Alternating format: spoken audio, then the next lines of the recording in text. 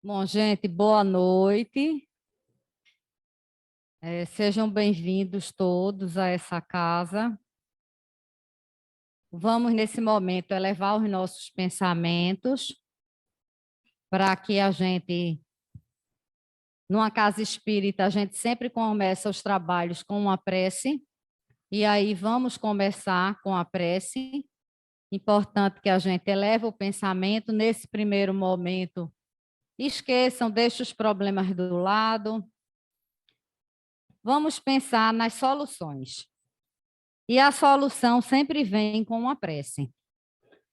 Então, pedimos a Deus, à equipe espiritual da casa, aos nossos protetores, que nos harmonizem, derrame fluidos curativos, harmônicos, de equilíbrio, para que possamos discernir todas as palavras que forem ditas aqui, para que possamos absorver esses fluidos de cura, que podem ser física, mental, para que possamos ter uma vida de progresso espiritual. Com essa prece, iniciamos os trabalhos na noite de hoje, também agradecendo por termos a oportunidade de estarmos todos aqui. A nossa palestra de hoje é sobre o perdão, uma virtude libertadora. E quem vai falar sobre esse tema é Luiz Guimarães, e eu passo a palavra a ele. Boa noite a todos. Que Jesus habite sempre os nossos corações.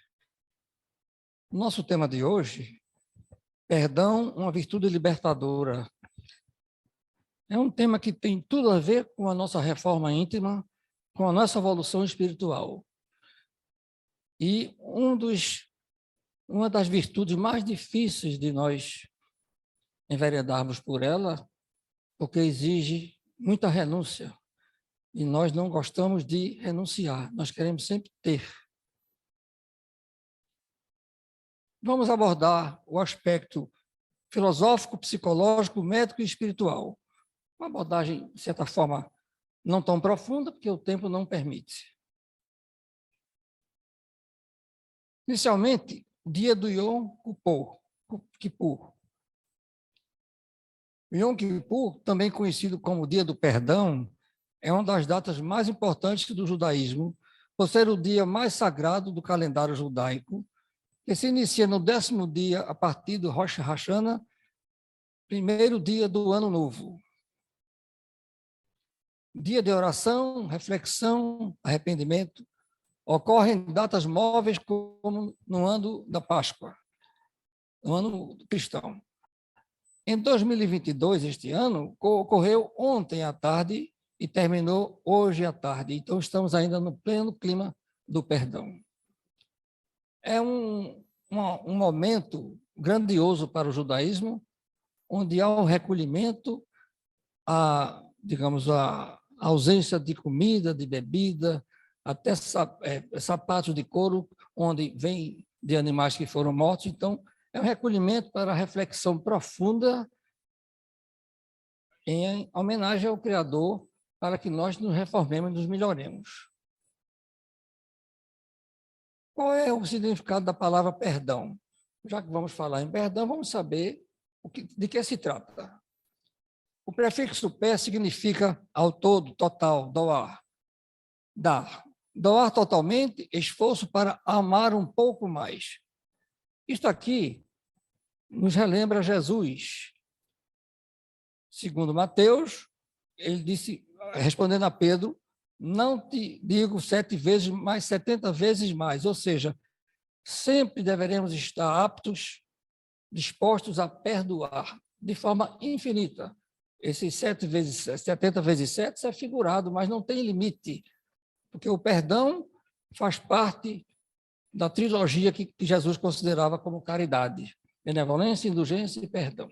Então, nós temos por obrigação de manter sempre acesa essa chama de amar um pouco mais.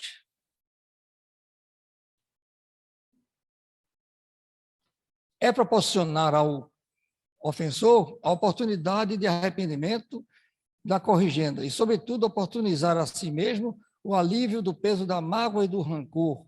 Quem perdoa se liberta dessa nódoa do coração. O rancor é um ferrugem que vai corroendo o nosso interior.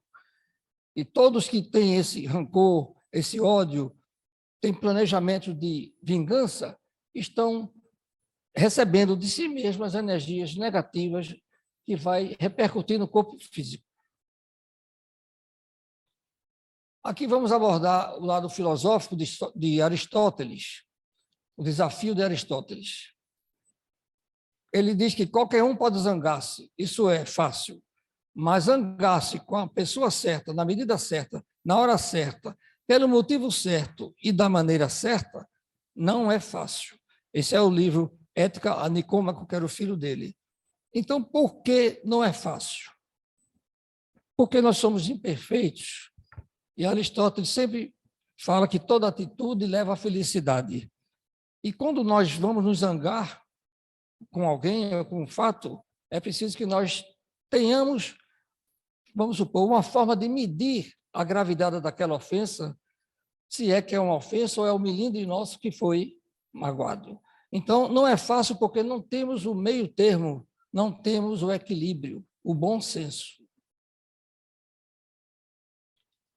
Aristóteles investiga o tipo de saber que se pode obter acerca da conduta, levando em conta a situação concreta do homem, um ser que está acima do animal, mas que não pode ser definido apenas pela razão. Adiante, nós vamos voltar a citar esta tela. Nesse termo, se colocará o que se deve entender como virtude. Observe que aqui ele configurou conduta, razão e virtude. O homem racional e aqui o homem emocional.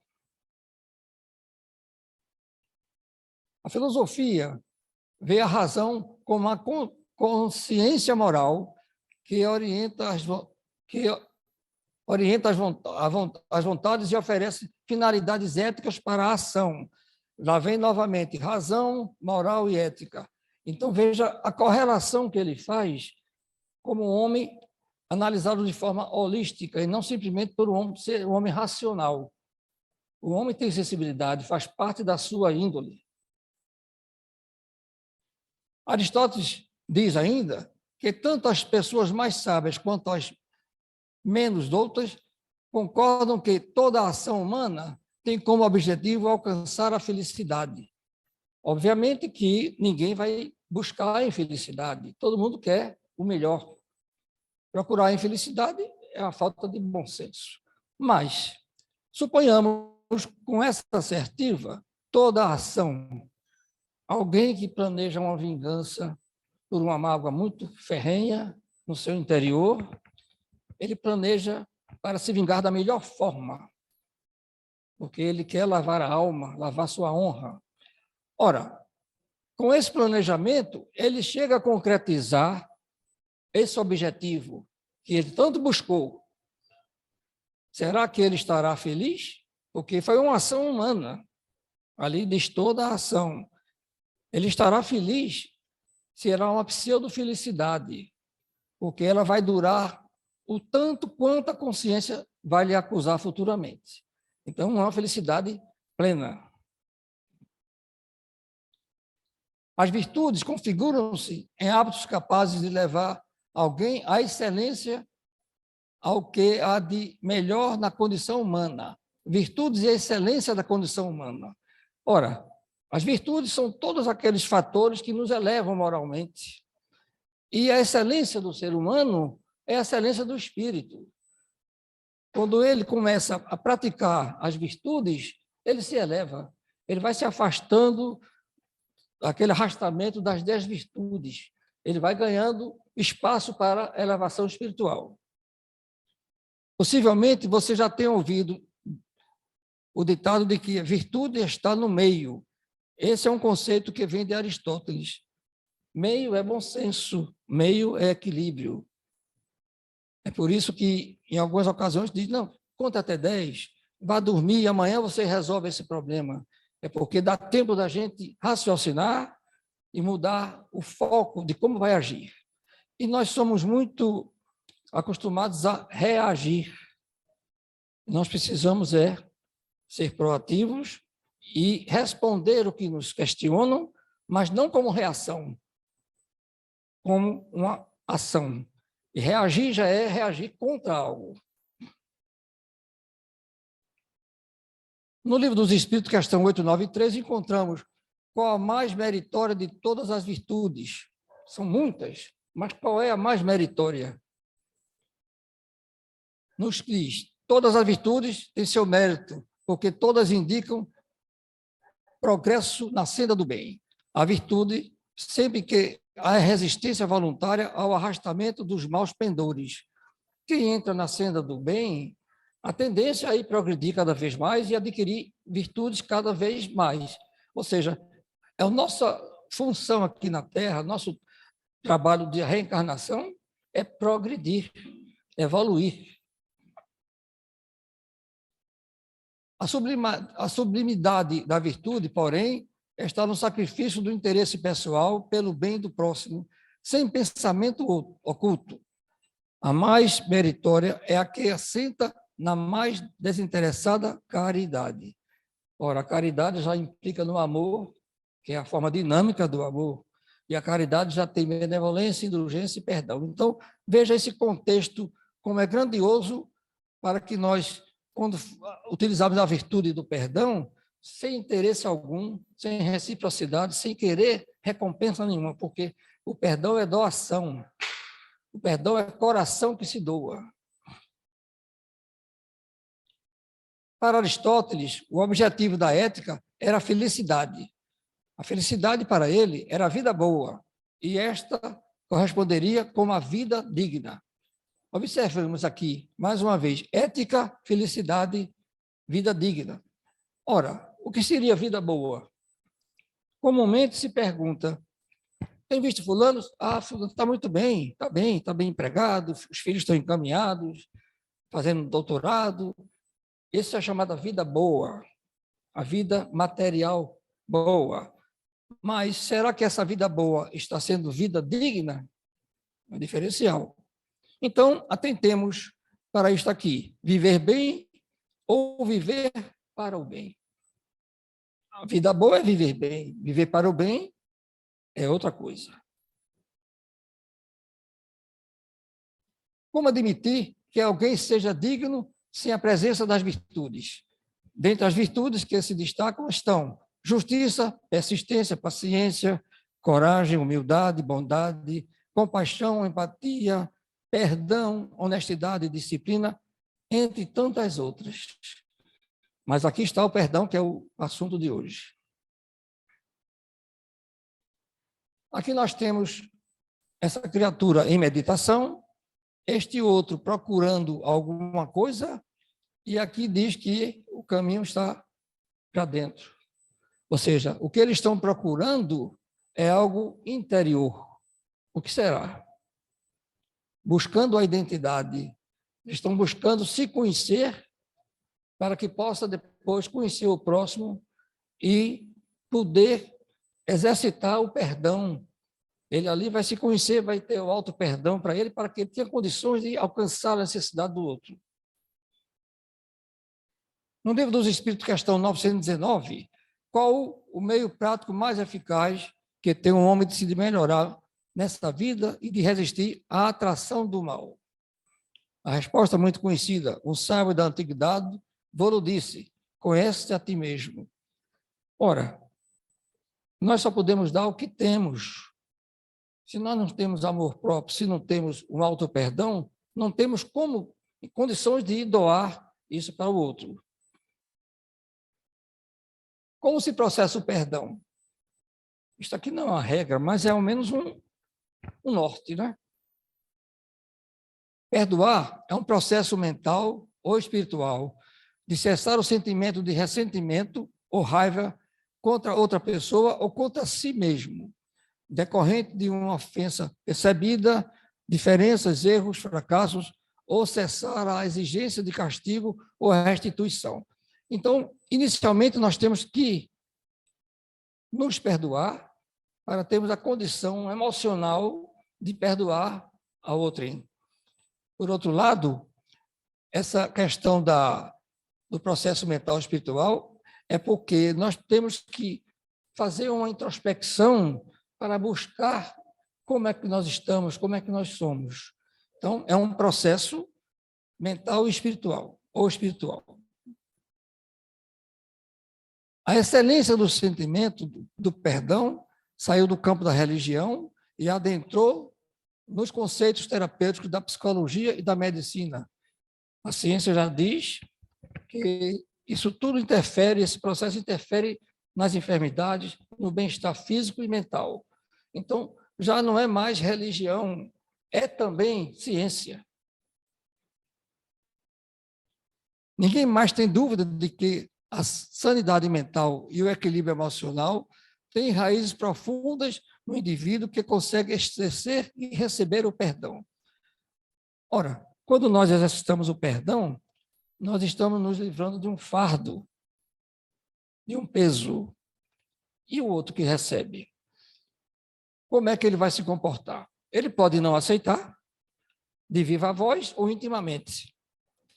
Mas quando nós estamos praticando essa virtude do perdão, nosso estado mental é de luz.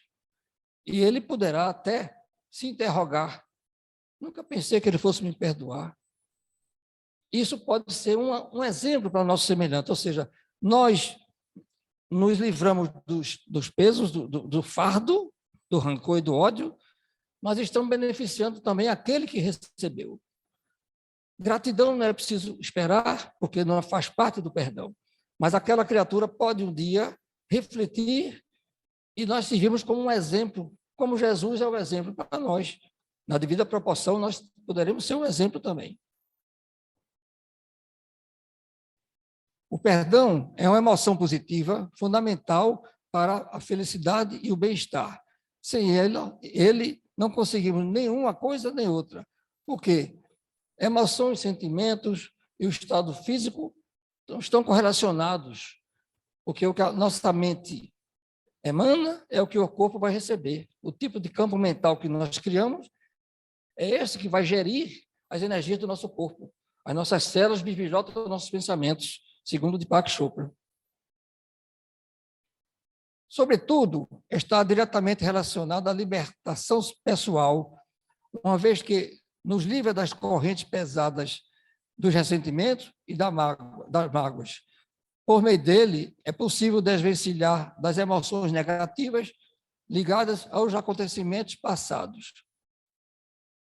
Não é raro que a gente possa ter uma dissensão, algum mal-estar com alguém, e um belo dia nós passamos por essa pessoa. Isso acontece com todo mundo. O coração dispara, a descarga da adrenalina é tal qual ao momento da desfeita ou da suposta desfeita. Então, é um acontecimento que está como ressentimento. É uma emoção que foi negativa e que gerou o ressentimento que nós guardamos. Reconhecer as emoções dos outros. Ora, temos que reconhecer para poder conhecer como essa criatura reage às coisas, como é que ela vive, como é que ela age.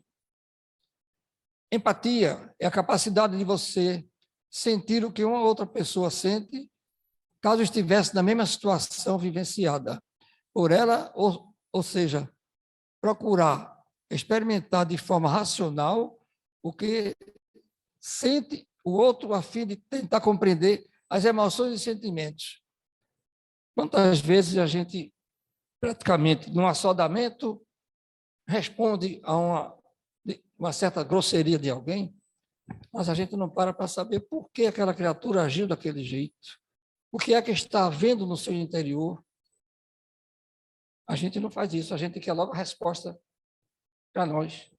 Por que me tratou assim?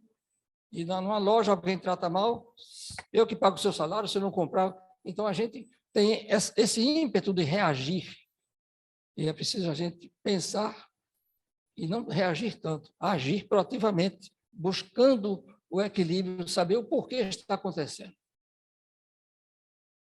A empatia é alimentada pelo autoconhecimento. Quanto mais conscientes estivermos acerca da nossa próprias emoções, mais facilmente poderemos entender o sentimento alheio. É por isso que, antes disso, nós temos que ter o nosso autoconhecimento, o auto-perdão, para poder alcançar a necessidade do nosso semelhante.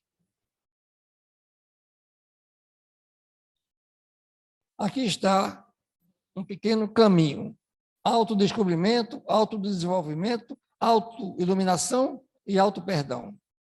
Então, o perdão está em nós. Nós é que precisamos aprender a cultivá-lo através da leitura, do estudo, da meditação, para avaliarmos como é que nós estamos no contexto da sociedade. Cada ser humano é uma incógnita a ser equacionada por ele próprio. Então, esse labirinto é nosso.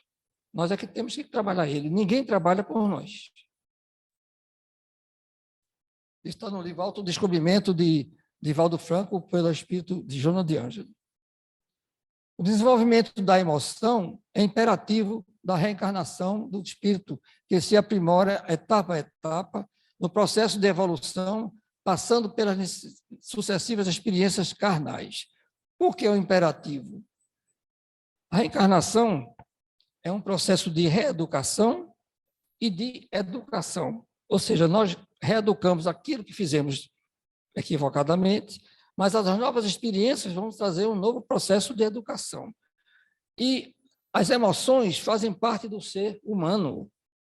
Nós temos sensibilidade e a nossa essência é emocional. Então, ela é imperativa na reencarnação. Mergulhado na sombra da desidentificação de si mesmo, o ser embrutecido não sabe eleger as aspirações éticas e estéticas para a felicidade. Interessante, Aristóteles falou muito em felicidade, mas felicidade é o caminho da paz. Jesus disse, eu vos dou a minha paz, ele não disse, eu vos dou a minha felicidade. Então, felicidade para a gente já é muita coisa. É um degrau para a paz.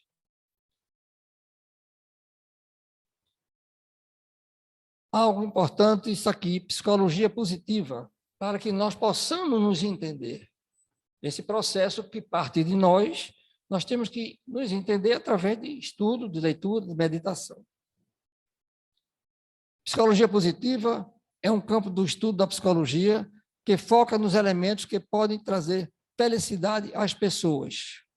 Obviamente que nós, se focarmos tudo que nos traz alegria e felicidade, não é desprezar as emoções negativas, mas não deixá-las em evidência, porque elas vão nos trazer transtornos internos, psíquicos, que só vai trazer para nós contrariedade. Os pilares da psicologia positiva. Como é que nós vamos buscar esse caminho? Estudo das emoções positivas. Ora, focar aquilo que é agradável, que é válido, aprimorar, e com isso a gente vai tendo autoconhecimento, autoestima, sabendo o valor que nós temos na sociedade, que nós temos que nos valorizar, sem prepotência e com humildade, mas saber até onde nós sabemos, até onde nós poderemos ir. Estudo dos traços positivos, principalmente as forças intrínsecas do caráter e as virtudes. Olha aqui as virtudes já aparecendo. Estudo das instituições positivas como a democracia, a família e a liberdade. A democracia, porque é um regime onde nós convivemos e nós temos uma voz para dar nossa opinião, nosso parecer. Então, é uma liberdade de expressão.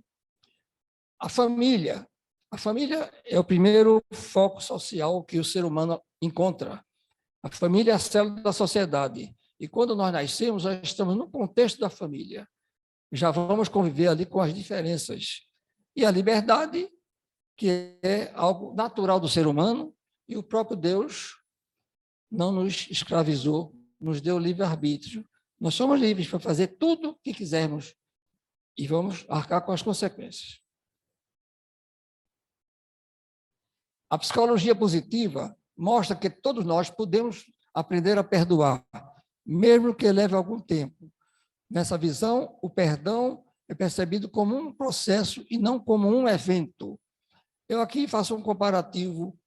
O processo seria o somatório. Os eventos, cada evento que nós perdoamos, nós vamos somando, vão se acumulando, e esse processo vai se desenvolvendo até nós termos uma plenitude de tornar isto como um hábito.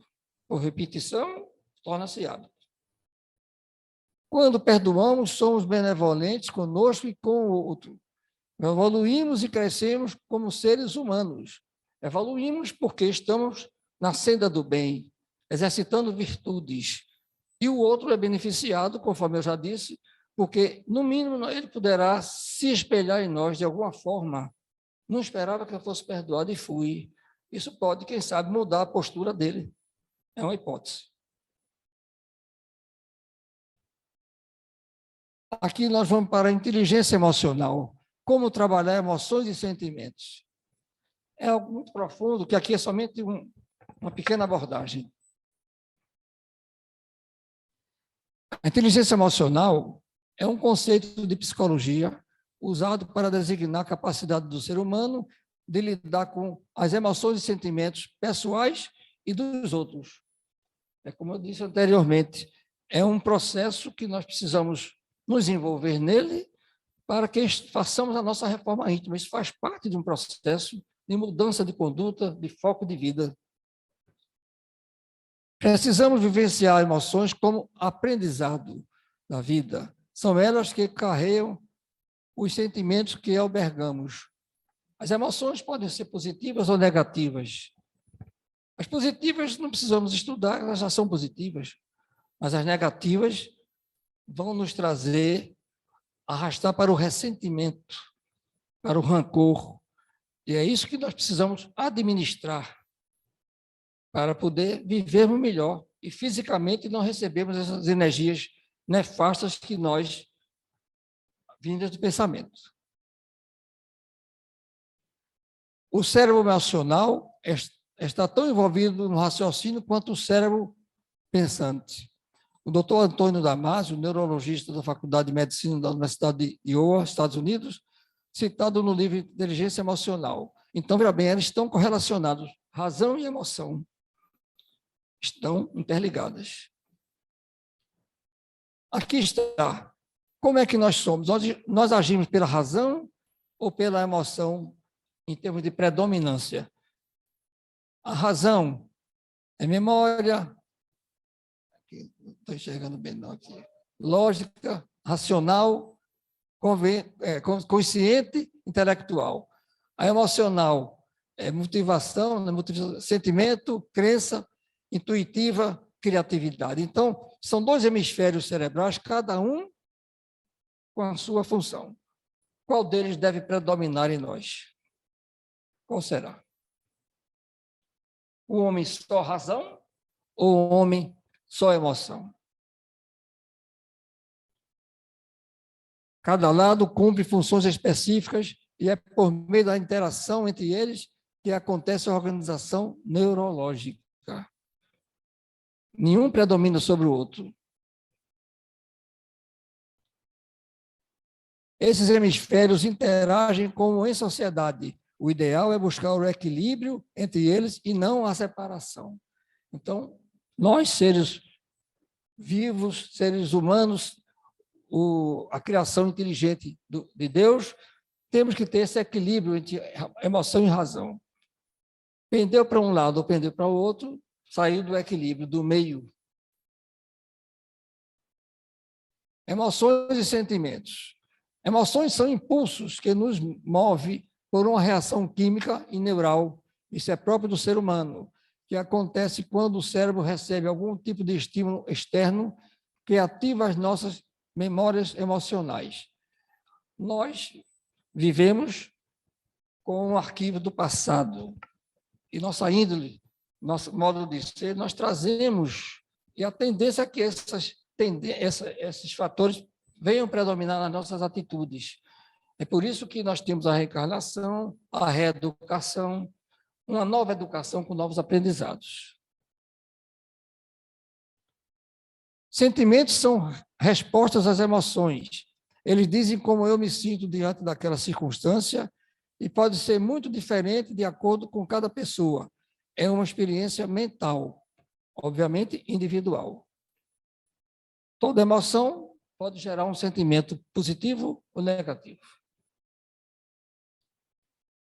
Nossas emoções e sentimentos são desafios diários a serem superados. Ocorrem, não raro, de forma inesperada e precisam ser bem administrados. Durante todo o dia, nós passamos por esses eventos. No trânsito, no trabalho, no lar. Então, nós vivemos nesse surf de emoções positivas, negativas, é o dia a dia nosso. Então, nós precisamos nos educar para isto, para que não haja tormenta quando tiver uma emoção mais negativa, saber administrar esses estados emocionais. Como desenvolver a inteligência emocional? Observe e analise seu próprio comportamento. Domine suas emoções. Aprenda a trabalhar as emoções negativas. Aumente a sua autoconfiança. Nós precisamos saber o valor que temos, sem orgulho, sem prepotência, mas analisar como é que nós vivenciamos na sociedade, como é que nós nos conduzimos, como é que nós nos relacionamos no meio social. Aprenda a lidar com a pressão. Hoje em dia o mundo é de pressão, cumprir metas. Nós vivemos realmente num caldeirão. Não tenha medo de se expressar. Desenvolva o sentimento de empatia, que eu já falei. Coloque em prática a resiliência. Não se acomode, procure mudar. Mas comumente só se faz reclamar. Reclama, mas não se toma atitude. Há muitos que dizem, já perdoei tantas vezes, mas em nada resultou. Acostumado, já perdoei tanto, mas sempre recebo um revés. Acontece. Ora, cada um de nós tem a sua idade espiritual. Cada um de nós tem a sua consciência no grau X ou Y de conhecimentos e tudo mais. Então, aqui eu posso dizer que somos árvores no canteiro da vida e cada um de nós tem o seu tempo de maturação. Não podemos, na sociedade heterogênea como vivemos, querer que todos sejam como nós somos. Nós temos que compreender o estado de vida de cada um, como é que cada um se comporta, a seu nível de conhecimento, de intelectualidade e espiritual. É nesse contexto que devemos nos lembrar da questão 886 do Livro dos Espíritos. Qual o verdadeiro sentido da palavra caridade, como a entendia Jesus? Benevolência para com todos, indulgência para as imperfeições dos outros, perdão das ofensas. E perdão ficou no terceiro lugar, porque é o mais difícil. Ninguém vai exercitar perdão sem ser benevolente e indulgente. Então, o mestre, na sua sabedoria, deixou perdão mais embaixo, porque é o mais difícil de nós conseguirmos. Nossas emoções doentias, mais profundas, qualquer que sejam, geram estados enfermos. Isso que nos diz é a psicografia de Francisco Cândido Xavier pelo Espírito Emmanuel no livro Pensamento e Vida.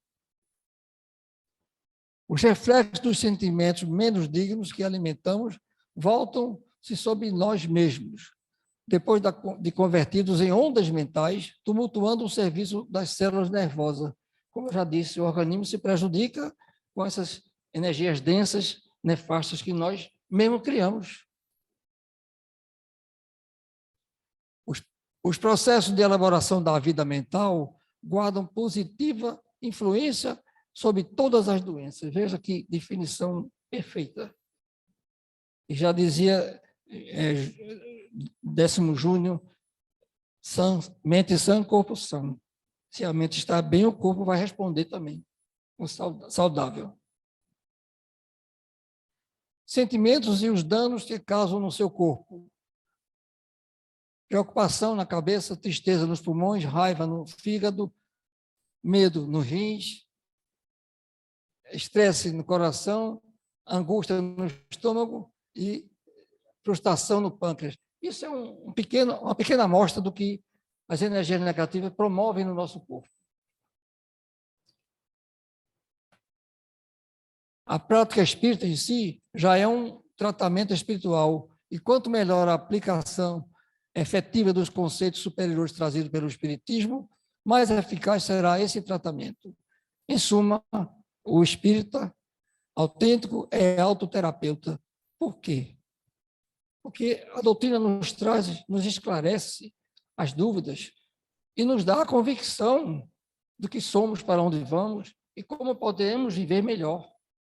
É um tratado de filosofia, entendeu? Ciência e moral que Jesus nos deixou. Reconciliado no mundo interior, aquele que ama esparce jovialidade, modificando a aparência física que retrata o estado emocional interno, assim catalisando simpatia e saúde espiritual. Quantas vezes chega alguém numa roda de conversa e você sente aquele astral, a pessoa já vem irradiando alegria. Até se vê também falar, às vezes uma mulher diz para outra, mas você está tão bonita, está amando. Acontece, né? Isso se diz, né? Isso é no Garimpo de Amor, de Divaldo Pereira Franco, pelo Espírito Joana de Ângeles. Essa conquista da reconciliação não espera necessariamente o ressarcimento e porque nada aguarda. Nunca se decepciona quando ainda permanece incompreendida ou não é aceita pelo outro, o seu opositor, Garimpo de Amor. É por isso que eu digo, cada um tem seu tempo. Não vamos perdoar, não vamos fazer caridade esperando retorno. O melhor retorno para isso é a felicidade que você vê estampada no outro. Esse aqui é o retorno. Todos estamos mais próximos do ontem do que do amanhã. O passado exerce maior influência sobre as nossas ações do que o próprio presente, que somos chamados a viver no hoje das oportunidades que se nos renovam através da reencarnação. Vivemos com a sombra do passado. Ninguém se livra da sombra. Ela quer exercer aquilo que já foi. E nós vamos aqui no processo reencarnatório corrigir aquilo que já fomos. É essa, digamos, a missão que cada um de nós tem. Jesus Cristo é a mente divina que veio ao mundo para plasmar a mente humana. É através dele que nós vamos crescer, como modelo e guia de todos nós. Isso aí é a coragem da fé de Carlos Bacelli, pelo Espírito Maria, Bezerra de Menezes. A falta de perdão é uma insanidade. Os hábitos nocivos da alma são que carecem de ser tratados pela terapia da fé, aliada à razão, pois se a fé, se um concurso da razão é fanatismo, a razão sem o sustentáculo da fé é loucura. É por isso que a doutrina espírita, por ser uma doutrina da razão, da racionalidade, nos dá condições da convicção, daquilo que nós aprendemos e vemos ser verdadeiro.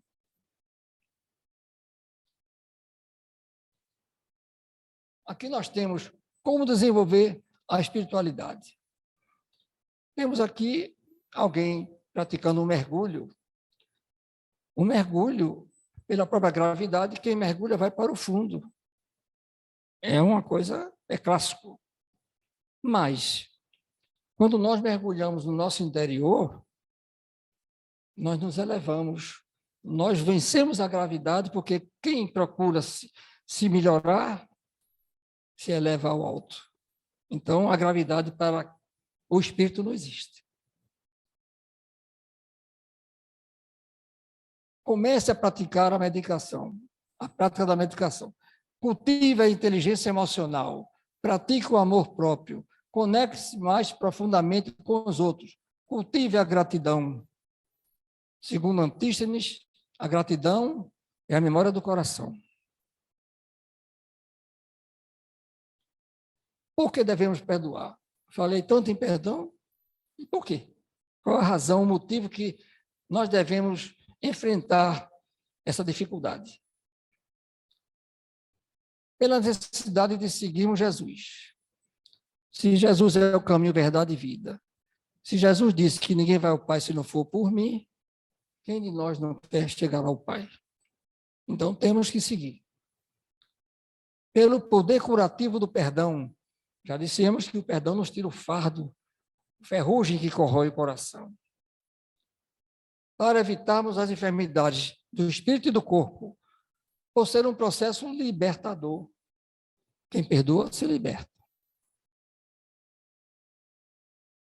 O amor dinamiza os potenciais internos do ser, contribuindo para que os neurônios e as glândulas do sistema endócrino produzam imunoglobulinas que imunizam o ser em relação a diversas infecções, enquanto vitalizam o emocional e o psíquico. Afinal, de onde dimana essa energia poderosa? Então, veja bem que o perdão está intrínseco no amor e que nos faz bem para o corpo espiritual e para o corpo físico. Porque as imunoglobulinas são células que produzem imunidade para o nosso corpo. Mas se ela recebe cargas diferentes do que ela necessita, elas não vão produzir essa defesa orgânica e chegam às enfermidades que nós mesmos buscamos. Nesta imagem aqui, duas criancinhas, é uma projeção, estão se abraçando, quem sabe se reconciliando. Quem perdoa se liberta, quem perdoa evolui, quem perdoa cria laços. Perdoar, portanto, seja o que for e a quem for, o perdão beneficia aquele que perdoa por propiciar-lhe paz espiritual, equilíbrio emocional e lucidez mental. Então, veja, florações evangélicas aqui. Então, veja aqui, frase. Perdoa, portanto, seja o que for e a quem for. E Jesus nos pregou que até os inimigos nós devemos amar. Amar os amigos que nos magoam já é mais difícil que dirá os inimigos. Mas, por ser difícil, não vamos deixar de buscar o êxito nesse trabalho. O perdoado é alguém em débito. O que perdoa é espírito em lucro. Se revidas o mal, és igual ao ofensor. Se perdoas, estás em melhor condição. Mas se perdoas e amas aquele que te maltratou, avança em marcha invejável para a rota do bem. Esse é um caminho que todos nós iremos palmilhar, mais cedo ou mais tarde. Então, quando a gente começa a ter consciência dessa necessidade, a gente começa a se trabalhar para que galguemos esses degraus da evolução. Mas cada um com seu tempo, com sua vontade, com a sua perseverança. Do meu ponto de vista, a virtude mais difícil de ser posta em prática é a do perdão. Perdoar exige um esforço muito grande de autossuperação. Como eu disse, quem perdoa tem que renunciar, tem que se tornar humilde, tem que deixar de ser prepotente, arrogante, aquele que sabe de tudo, que ninguém sabe de nada. Então, é uma renúncia. Mas quem diz isso é Chico Xavier.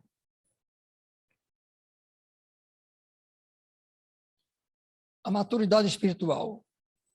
Todo esse caminhar nos leva à maturidade espiritual, ao crescimento. Consiste no aprimoramento do nosso espírito, elegendo prioridades, afastando-nos da chaga do egoísmo e do orgulho e buscando a transformação no verdadeiro ser cristão, seguindo o Mestre Jesus. Então, só atingiremos essa maturidade quando buscarmos o caminho que Jesus nos deixou.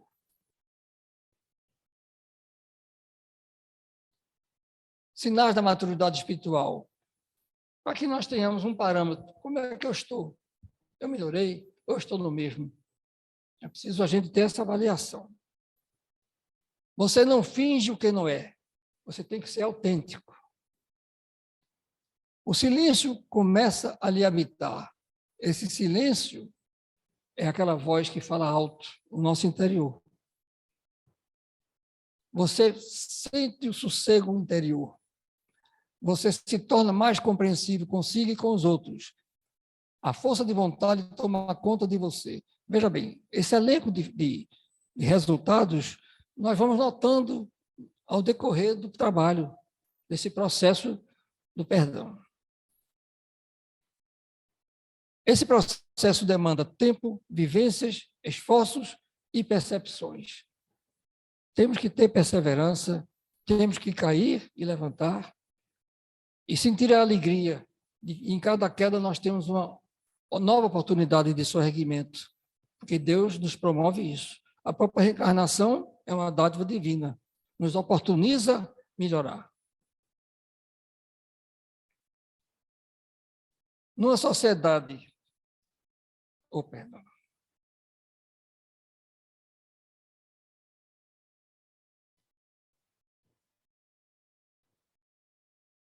Numa sociedade agressiva e perversa, elegeu o amor como a solução para todos os questionamentos e o perdão irrestrito como terapêutica eficaz para todas as enfermidades.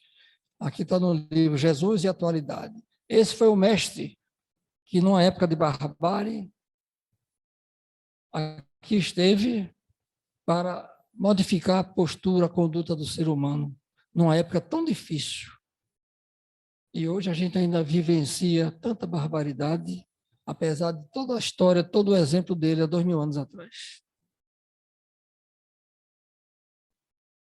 Nunca prejudicarás a alguém sem prejudicar-te. Nunca beneficiarás a essa ou aquela pessoa sem beneficiar a ti mesmo. Através de nossas ações sobre os outros, traçamos o próprio caminho. Nós aqui estamos, pelas ações, depurando o espírito do passado e plantando a semente do futuro. Esse é o processo. E quem nos diz isso é Emmanuel. Perdão que nos destaque a lição recebida. Na humildade da rosa, bênção do céu, estrela setinosa, que ao invés de prousar sobre o diamante, desabrocha no espinho.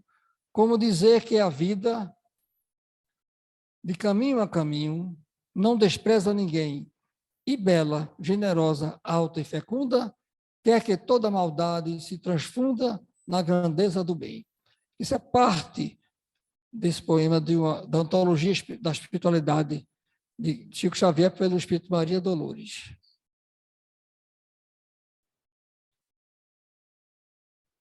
Jesus nos perdoou na cruz a sua derradeira lição para a humanidade.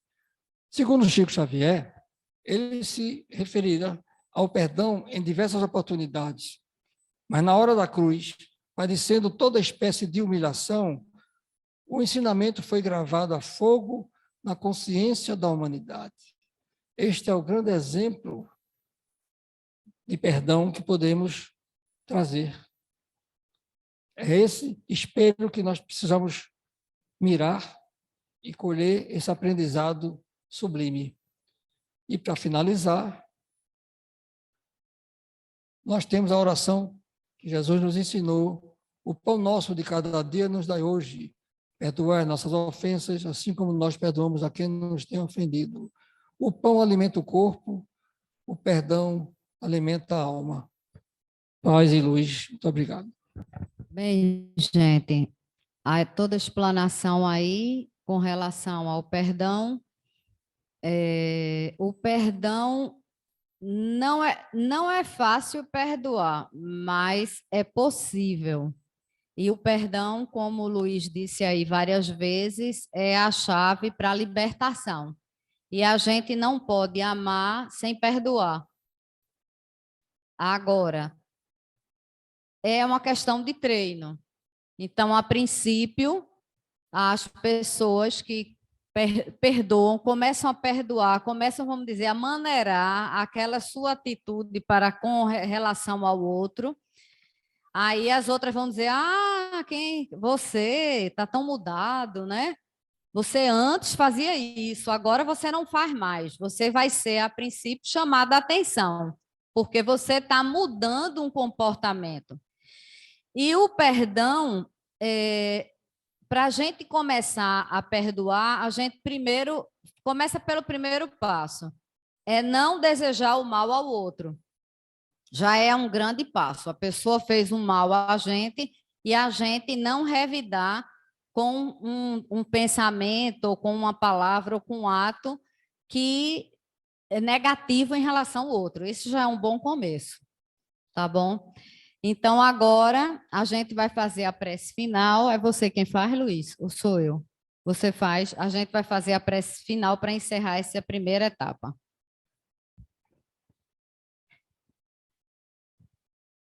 Mestre amado, Jesus, nosso Pai Celestial, agradecido por essa oportunidade de estarmos reunidos e unidos em busca do melhor para o nosso espírito, para o aprendizado da nossa caminhada, que todos nós possamos alcançar os degraus da evolução, do crescimento espiritual, através da reforma interior, praticando o Evangelho do Mestre Jesus, e que tenhamos a certeza que alcançaremos os degraus superiores para um dia desfrutarmos da vida angelical no reino de Deus. Em prece, devolvo a palavra à nossa irmã Tereza para cumprir os trabalhos da primeira parte.